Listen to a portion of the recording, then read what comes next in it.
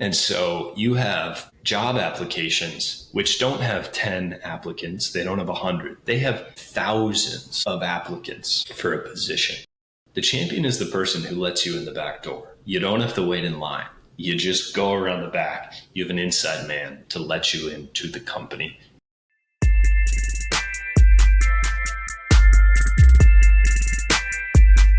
All right, welcome to Investment Banking Insights. My name is Alex Mason. I'm your host and super excited to welcome to the show Pete Fraser. Pete, how you doing this morning? Hey, Alex. I'm doing well, man. I'm also super excited for this, so we're stoked. Yes. Yeah, just for the listeners' benefit, I met Pete several weeks ago here at Cornell. Turns out we have a lot of similarities in our background, actually. And I'd love for you, Pete, if you can, just take a minute or two to introduce yourself and tell the audience who you are and where you're coming from. Yeah, for sure. I'll try to not make this sound like an investment banking pitch, but I apologize if that's how it comes off. So, hey, everybody. Like Alex said, my name is Pete. I'll start us back, like all the way back. So I grew up in Arizona, and then I went to undergrad in Chicago, where my dad was living, at the University of Illinois, Chicago, where I studied mechanical engineering. Back when I was like 21, I thought I was going to be an automotive engineer in Detroit. I thought it was like the coolest job ever to design cars. And then after speaking with some automotive engineers, I realized it was like one of the most boring jobs you could possibly get put into. I panicked right at the end of my college years, and I was like, oh my God, I got to do something else. So I woke up in a steel mill in Gary, Indiana at 22 years old. After a couple of years in the steel mill where I was doing like operations and stuff, I cut my teeth in manufacturing. I realized like, all right, I want to be doing something different, as I think many MBA students recognize. Maybe I want to be like moving at a faster pace. And so I applied for an MBA because I was like, I want to do something finance related. I'm not quite sure what that is. And luckily, by the grace of God, I got into Cornell for my MBA and very quickly realized like, all right, these guys and girls doing investment banking and they're doing like the coolest thing in the world. Like I want to be a part of this exclusive little group. And so recruited for IB, went to Guggenheim. I'll wrap this up. Went to Guggenheim for the past 2 years, working in industrials MA in New York City, and then left in August to get married, take a trip around the world. My wife and I took like a 3-month honeymoon. It was the best ever. I'm still coming down from the high of that trip, I think. And then I started a business in January to help the next generation of MBAs looking to do investment banking, help them recruit, help them plan that. And it's been a super fun 2 months. Amazing. Yeah, that was an awesome summary, Pete. And so it's so interesting because, I feel like you've already experienced so many things that, like I've experienced and am about to experience. And a lot of the listeners are about to experience too, just getting into investment banking. Some people listening are still on the recruiting path. Some people already had their offer, but haven't actually worked yet. So it's awesome to hear from you and your experience and like 3-month honeymoon. Like that's amazing. I can't even imagine that. That sounds like I recommend that part to everybody. Yeah. It's like you can skip the IB part. Just go on the 3-month honeymoon if you can. Right. Yeah. I got to do something special with my wife after graduation before baking starts for sure. So that's super cool. Yeah. Yeah, so it's interesting, learning about your story, Pete. You have a lot of similarities to my journey, actually. I mean, like I also studied mechanical engineering, did that, I actually worked as an engineer for several years, actually, and then came to Cornell, pivoted to IB as well. What was something when you got to campus and you started actually recruiting for the job? Like what surprised you about the process that maybe you weren't expecting going in? Yeah, well, maybe you can relate to this as like a fellow Mechie, but both as a function of being an engineer and of going to a like completely non-target school. Like UIC is so non-target, we're like off the map. Like recruiters don't know we exist, So I had no experience with the recruiting process. Like the only way I knew how to get a job was like get good grades, fill out applications online, and wait to be called. Had never spent time networking, had never spent time coffee, like I had never done a coffee chat, which maybe for some people sounds crazy, but for me, it was just like not part of my undergrad process. So to come in to Cornell and, the first couple weeks, they're like, all right, you're going to have a coffee chat with every single second year who's done IB.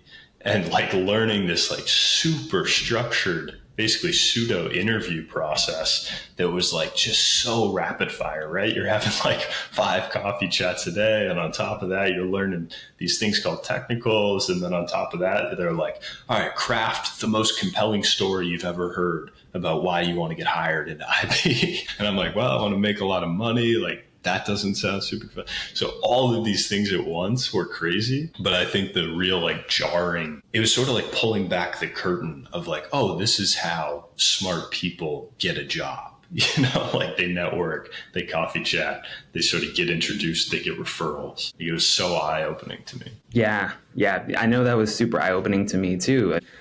Like I worked as an engineer for 10 years, right? So I kind of been out the game as far as interviewing, except for one job switch that I did, company switch, and the rest were just internal moves. And so when I got to the coffee chat phase, I was like, wait, I got to talk to all these people. And it's like, why do I need to do that? And, as an introvert, as I think many engineers or, tech type people are, that can be a daunting task if you've never done it before. And I'm sure, applying to the MBA in the first place, you also do interviews as part of the process. And so I'm sure that, as I did, you also got a little bit of a time to dip your toes in the water to kind of see what that's like. But would you agree that like after that coffee chat process, like did you feel more prepared when you started talking to bankers full time? Yeah, definitely. And I'll also caveat with, like my cohort, like I started in 2020, which of course was like a totally normal year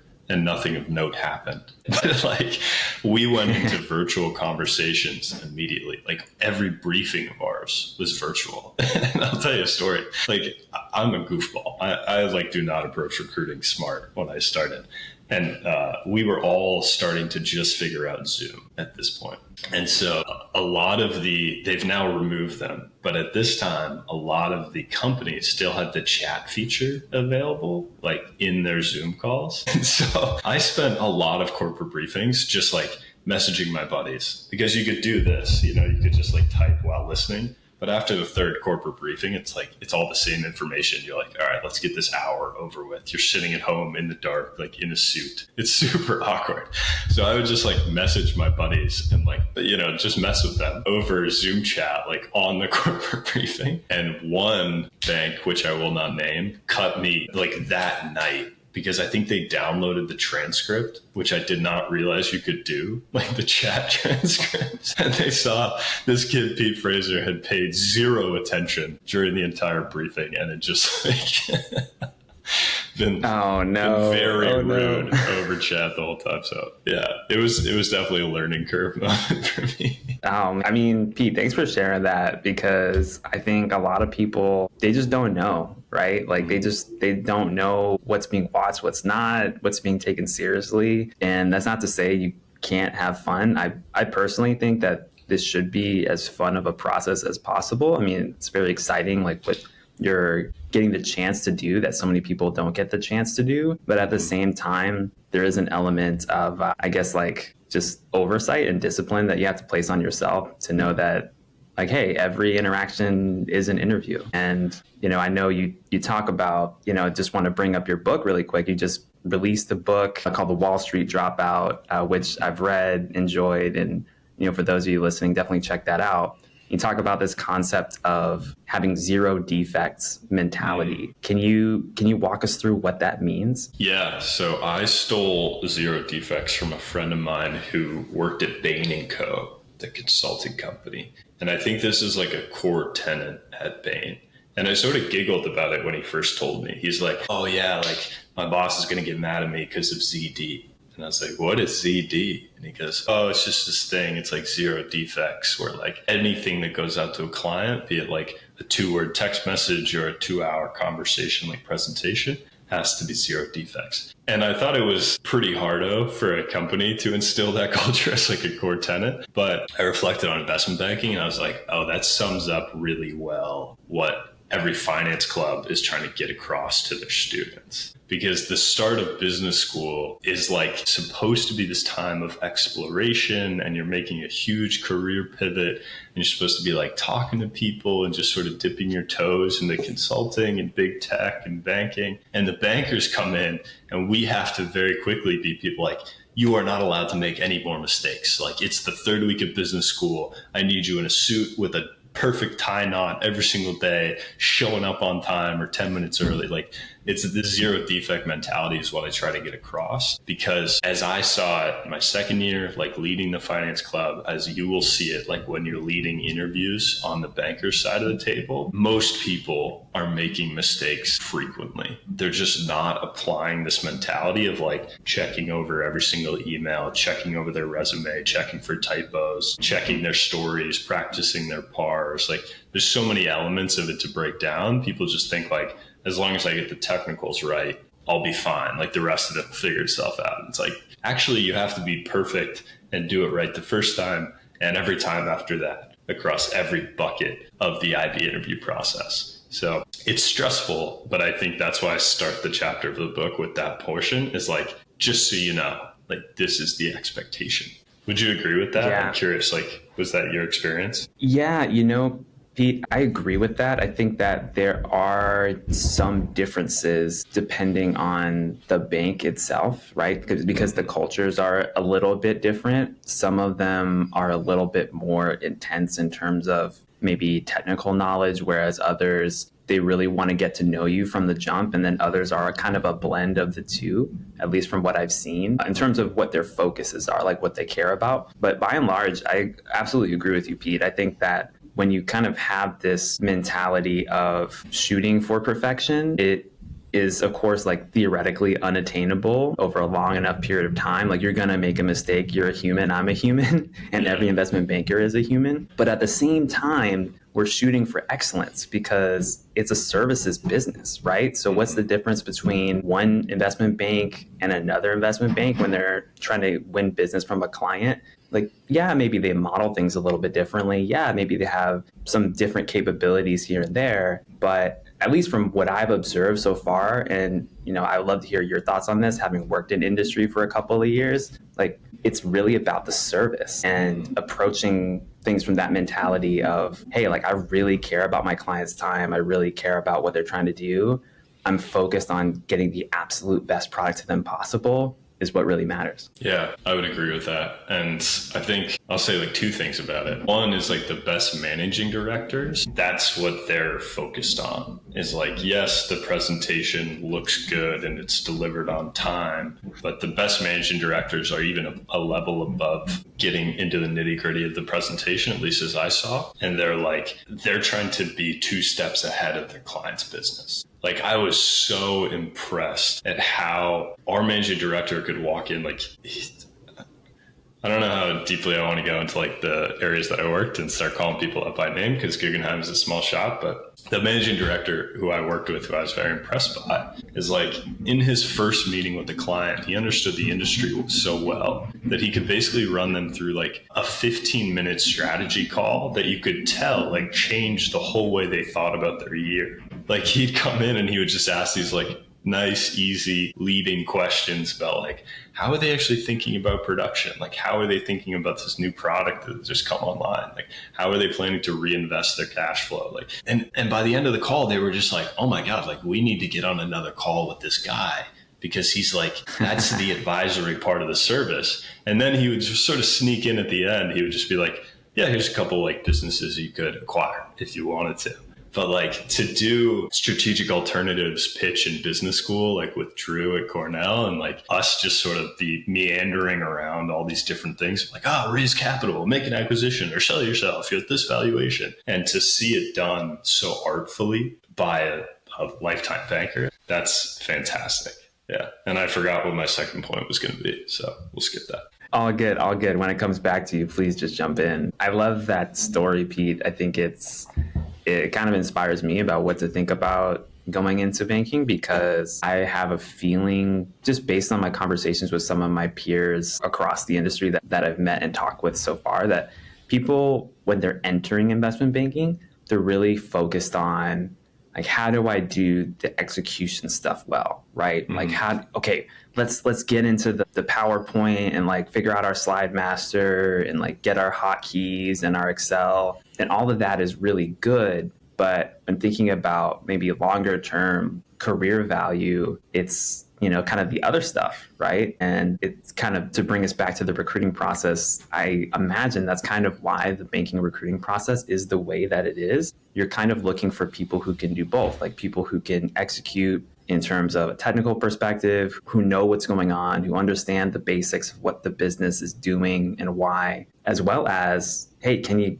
go talk to somebody? Can you understand their needs? Can you actually add value to them by helping them with their concerns? Yeah, this is bringing up like so many ideas in my head. And this is what I love. Like, Alex, when you and I first talked, I just saw there was like such an overlap of interest, which is so fun. But one of the things that I talk to students a lot about in my workshops is you have to be able to show your interest as opposed to just describe it. Like, that's what a banker is really, or at least I'll speak for myself. That's what I was really trying to suss out, like on the banker side of the interview table, is like, if you want to go into industrials, like, are you actually following what's going on in the market? Like, have you thought about valuing one of these companies and potentially investing in one on the side? Like, how deeply do you actually spend your time reading the research or coming up with reports or thinking about these sorts of things versus you just telling me like, yeah, I worked at Stanley Black & Decker for 5 years. I love industrials. Hoorah. Like, let's go. That's the description. But like, I'll tell you a story. I was very fortunate that in my little cubicle pod, there are 4 cubicles that I sat in. The person next to me was an A to A promote, analyst to associate promote. And he was in his first year as an associate. Oh, wow. We were sort of in the same role, but he was like so much better at every part of it because he'd been an analyst for 3 years. I tried to like pick up this, like, all right, what's like one thing I can learn from this guy, like every single day. Like, he does every single element of the job better, whether it's modeling or whether it's just like client interaction. And one thing I saw and what he got good feedback on was like, every time he got assigned a new company, even if it was just for a pitch deck, like no deal, no bake off in the future, he would take time, like potentially hours, and print out research on the company, print out the company's website, like go through and try to learn the entire business. And this struck me as like crazy when the demands on an A to A and like a first year associate, you're getting thrown to the wolves like every 30 seconds. You have no idea what's coming. Like, you have no time. But this guy always carved out time to do that. And I have to think, after doing that 50, 150 times with different business models, like, this guy can now probably process a company in 20 minutes. And I was thinking about that. Like, that's an amazing skill to build, to be able to show, yeah, I really am interested in the business side of advisory. Oh, that's wonderful. Yeah. Thanks for sharing that story. It's inspiring to think of someone just who is putting in the work. And I think that connects to something that you said before, Pete, which is like, where that comes from is kind of like your purpose, your ikigai. It's what is the intersection of what you're good at with what the world's willing to pay you for, with what you're passionate about, how you can serve others. And, I was at a conference last year in Chicago, listening to this guy who's I think it was like a VC guy. And he was talking about some of his experience in banking and VC. And he said, some of the best people in the office were those who seemed to have a lightheartedness about their work. Like, they treated it as a game almost. And that always stuck out with me. I'm curious if you agree with that or not, but that just stuck out to me as like, you kind of have to be having fun, and finding the fun parts of what you're doing can really unlock a whole new level of mastery. And then, outcomes, like great outcomes and great service as a result. Yeah, I like that. I certainly think it's important to have fun in any role. I was maybe lucky or unlucky to start my career in Gary, Indiana, in a steel mill. Those are 2 places you do not often imagine having a good time. Like I showed up at 22 and I was like, screw this, man. Like we're going to have some laughs. We're going to have a good time. I was working with 120 like hardened union steel workers who had kids my age. Like it was a goofy situation. And that forced me to be creative about like, all right, how are we going to show up on swing shift and like make people laugh at 3 a.m? You know, like I was forced to do that. And I was lucky to like bring that mentality to the street because I was still working at 3 a.m. and people were still not having a great time. And so like there was a lot of banter. There was a lot of back and forth. Like I was just catching up with a friend of mine in Boston who had also left banking at a close time to me. And he's like, we were kind of reminiscing on it. And he's like, you know, it sounds crazy, but like some of my favorite memories were that like after midnight, like the wee hours of the morning where there may be like 3 or 4 people left in the office. It's dark in there and you just stand up and you're like, well, this sucks, huh? And you can like yell it across the office and somebody would be like, yeah, this does suck, you know? And like, then you like start a conversation based off that. But you definitely have to have like a little bit of banter, joy, lightheartedness to the job. Yeah, absolutely agreed. Absolutely agreed. So like once you got into the role, so you left Cornell, right? You start working at Guggenheim. You're working there for a year, 2 years. When you kind of went back and started doing some of the recruiting activities, you were on the other side of the table. Mm-hmm. What were some things that you learned when helping evaluate candidates for roles at Guggenheim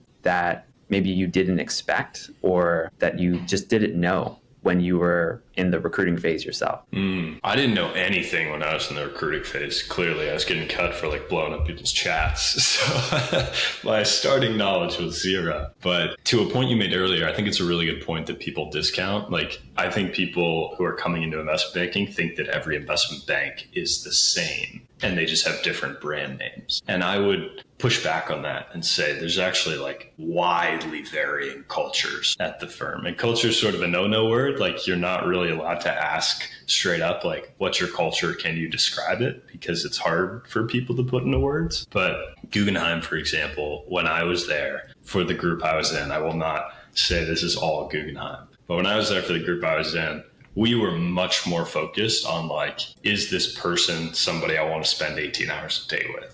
Like, are they fun? Do they have like a real personality? And so like a lot of people show up to interviews and they're really robotic and they're really nervous and they're really focused on just like, please ask me technical questions so that I can impress you. And on top of that, like they'd bring up topics that were just out of this world for like if you and I were having our first conversation and they're like, all right, Alex, I noticed that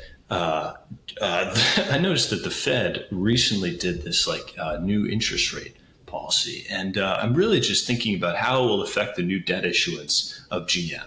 And I'm like, are you out of your mind?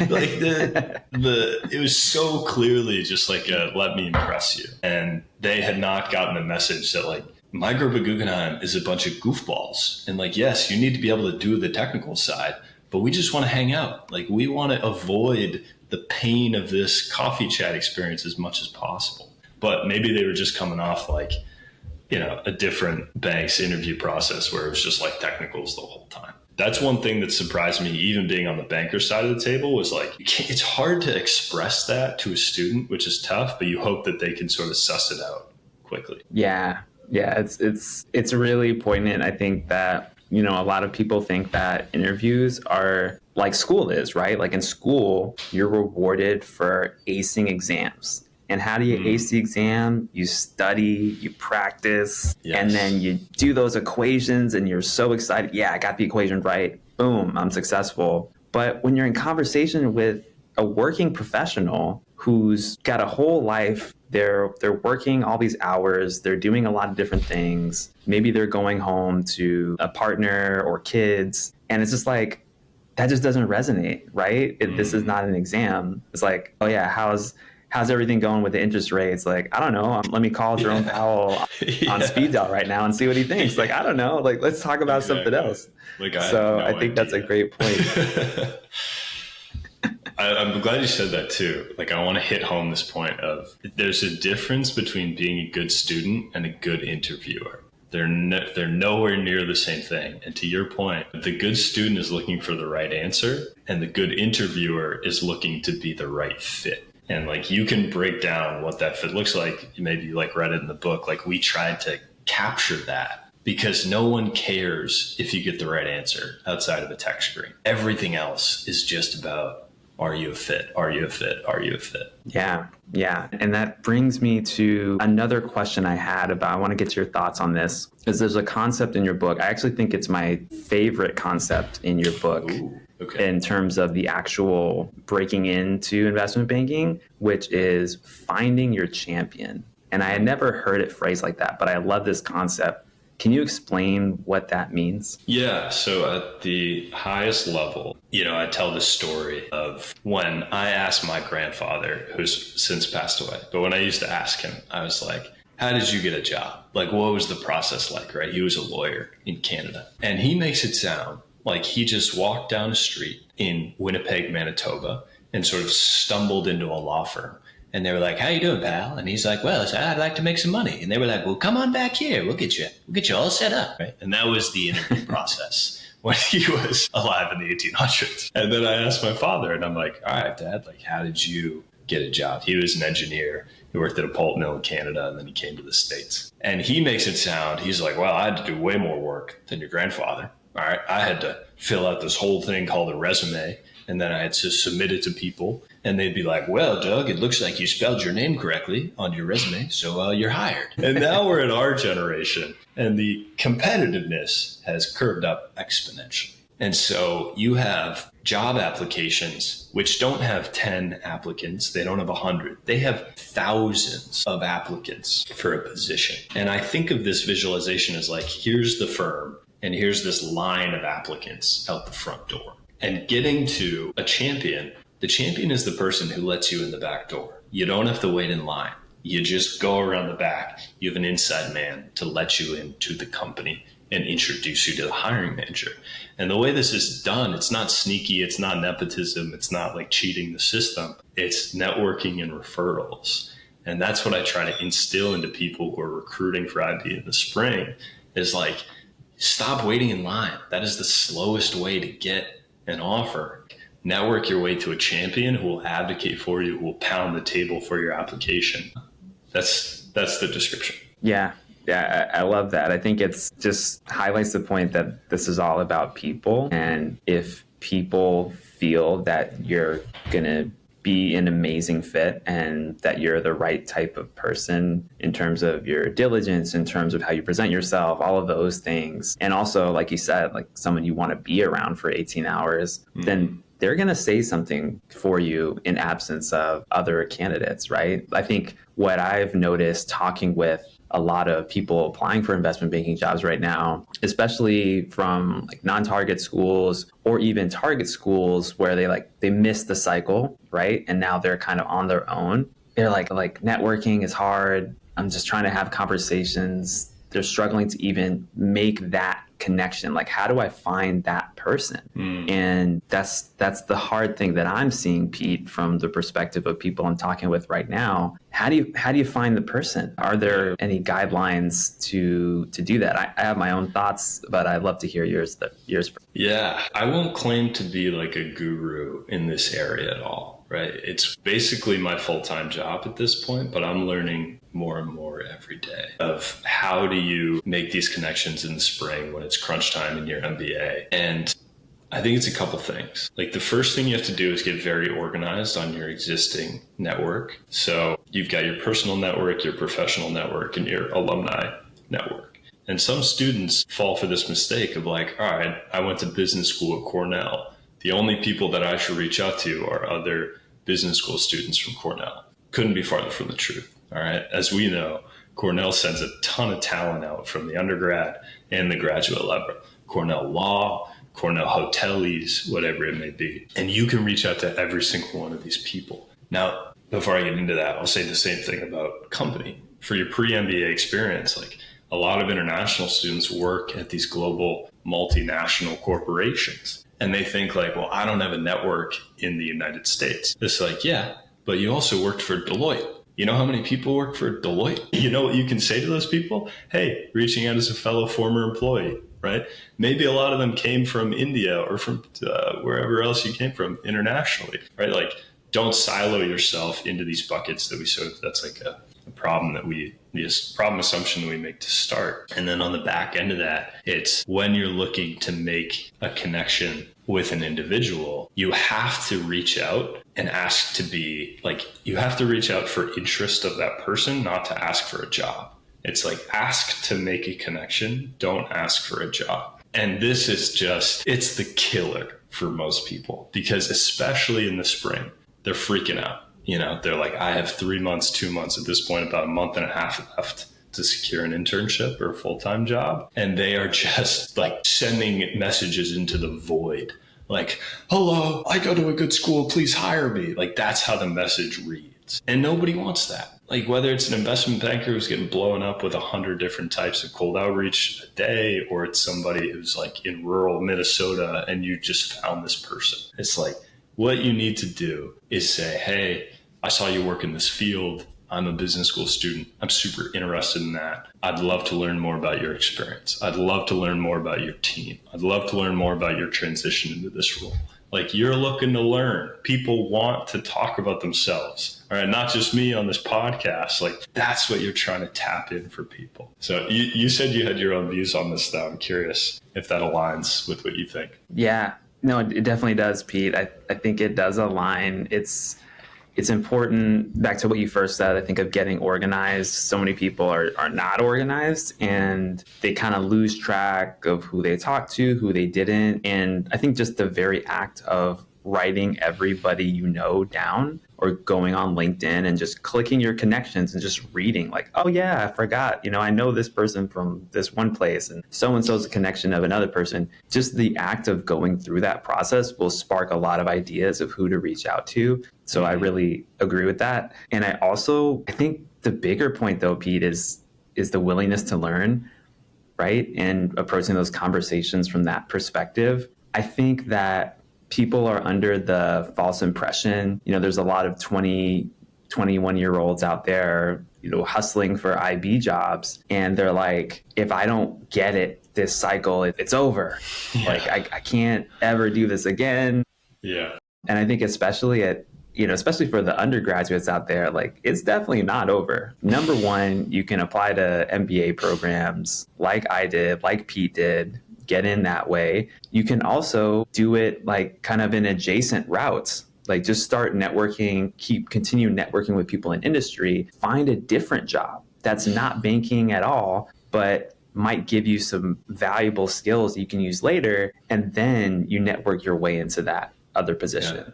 So kind of like the thing I would add to that is approach things from a perspective of curiosity, but also, never give up. But like, it only makes sense to not give up, in my opinion, if you have a really strong why for why you're doing it. And you're not like just kind of trying to brute force your way into the industry, which I think is the mistake a lot of people face, because they feel this sense of urgency, like, I have to get this now. And then that's when the desperate emails go out, like you were talking about, Pete. And like, I don't want to get those emails. You don't want to get those emails. I'm sure you've gotten them, and it's just like, play the long game and think about like who you want to get to know and what kind of things you can learn from people. And then what kind of things can you help other people with too? Because remember, it's not just about you.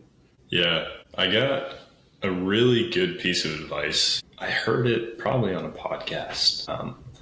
And it was like, if you're going to commit to something big, and I approach like banking with this, I approach my startup with this, like I try to approach everything with this. It's like, take a 10-year time frame. Like, do not think about something. If you're doing something big, it's like, don't think about it for 6 months. Don't think about like what it'll be in 12 months. Like, think about it. You promise, like, give yourself your word that you're going to do it for 10 years. And so like, that's made my job of running this startup for the past 2 months so much easier, because I'm like not at profitability yet, right? Which would be hugely stressful when you're bootstrapping a company to be like burning through cash. But I'm like, I don't care if I have to go back and get another job and turn this back into a side hustle. Like, it's been a side hustle for 2 years and I tried something out and maybe it doesn't work, but I've got 8 more years left to figure this out. Like, I got time. And in the same way, like, I know that you did not just wake up one day and 6 months later have a job on Wall Street. Like, you had to put in hours and hours and hours into the GMAT studying and writing your essays and preparing for B school, figuring out your why banking, going through the months process, doing your internship. Like, now you haven't even started, right? And now you're like looking back on this crazy journey, years long journey to get you there. Like, that's so important. Such an important perspective to have, I think. Yeah, I totally agree with that, Pete. It's like, I think we kind of need to be dual minded with things like this, is my perspective of like, have the long view, but also kind of break it down to the micro actions that we can take today that will pull us in that direction. It may not be some huge leap forward, even in 6 months or a year, but it's like I'm going to send one email today. I'm going to research one company today. I'm going to really understand what beta means today, like whatever it is. Yeah. Like, just moving in that direction, it is so liberating and kind of taking that pressure off. Like, you don't need to do it all tomorrow is really liberating. Yeah. No, that's great, man. And I also want to say, like, this podcast that you're doing is another excellent example of that, right? Like, I'm sure when you started this thing, you were like, I'm going to do this for some amount of time. But look at what it's transformed into since you've sort of just continued to do the work week after week after week. I love it. There's like this gigantic podcast graveyard of like IB focused podcasters who like do it for a year, and you see their last post was in like 2021. And I love that you're continuing to do the work. Thank you. Thank you, Pete. I truly love it. And I love getting to help people and learn at the same time. And I'm sure like that really fires you up too when you go talk to students, around the country. You're sharing a lot and you're also learning a lot yourself. So super satisfying. 100%. Yeah. Can you take us through this kind of like latter part of your journey in the banking world where you've been working at Guggenheim for 2 years and you ultimately come to the decision to leave? Can you walk us through that decision and kind of like what went into it, what the alternative paths could have been, and just what was your thought process? Because a lot of people kind of like have their own ideas about banking. Some people want to do it as a full career right out the gate. Some people intend to do something similar to what you did, go in for 2 years, then leave. Yeah. What was the thought process? Yeah. I got to start off at the beginning. So like, I was drinking the Kool-Aid more than anybody else, right? Like, I was co-president of my business school's finance club. Like, if there's anybody who's like, hoorah for investment banking, it's those guys. So I was all on board. I was like, this is the best job in the world. We're going to do this for the rest of our lives. We're all going to have yachts in Monaco together. Yes. Like, that was me when I started in IB. And I really thought that, like, I was trying to think about my career of like, what's the most intellectually stimulating? Like, what's the highest like status and paying role? And investment banking was like checking all these boxes. Now, I moved in with my now wife in New York City in 2022 when we started, and we spent 2 years together doing this kind of process together. She works as a registered nurse in the NICU, and I was working in IB. And when she's working night shift and I was working in IB, like, we never saw each other.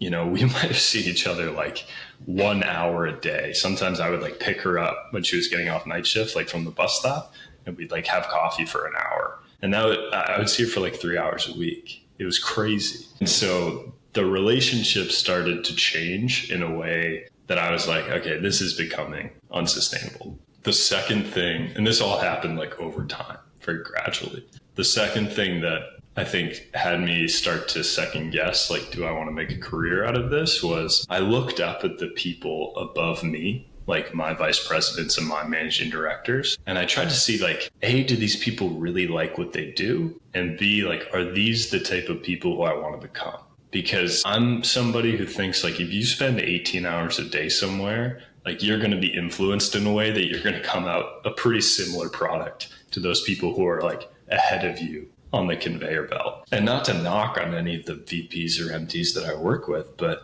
I came away being like, nope, like, these aren't my kind of people. Like who I'm really inspired by is people like Rich Roll. Like, I don't know if you follow his podcast, right? But like amazing podcaster, overcame a similar level of like alcoholism that I had, like started his own business after working in law, went to Cornell for law school. But like those kind of stories of like, usually it just goes the entrepreneurial route. I was like, man, these guys are my role models. Like that's really inspiring to me. And so my relationship was moving in a direction I didn't really like. Then my role models were outside of the firm. And the third thing was just getting really clear to myself of like, what's the change that I ultimately want to make in the world? Like you brought up Ikigai before. And Ikigai is a really hard thing to define until you start to throw spaghetti at the wall and try to figure out like, all right, like what's the skill set? Like how can I actually help other people? Is it volunteering? Is it a side business? Is it like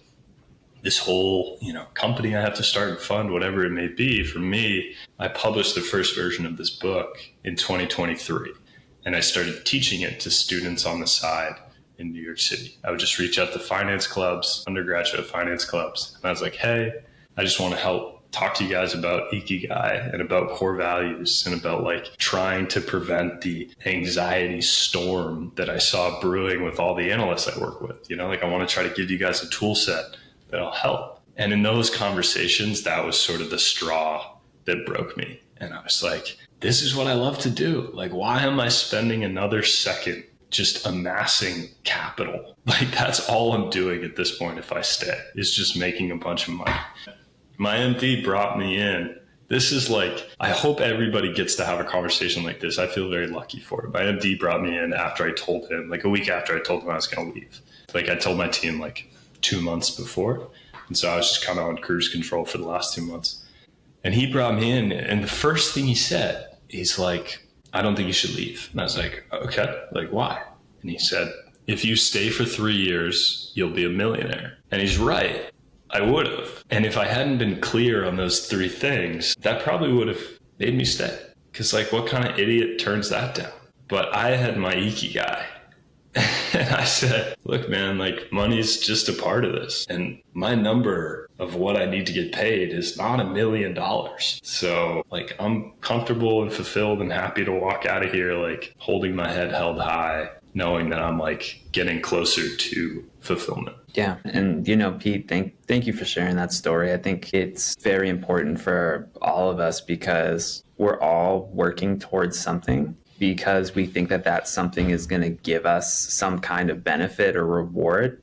Mm-hmm. And in many cases, that's absolutely true, but it's not without trade-offs. So it's important to understand no matter what decision you make, there's going to be a set of trade-offs. You're going to have to pay some kind of a price, whether it's a direct price or an opportunity cost of things you're not going to get. And so think very carefully before you set out on a journey of like what you're getting into. And I think for people listening, most people listening are already at some point along the recruiting journey. They've already decided, yes, I want this, but make sure you keep in mind what your motivators are.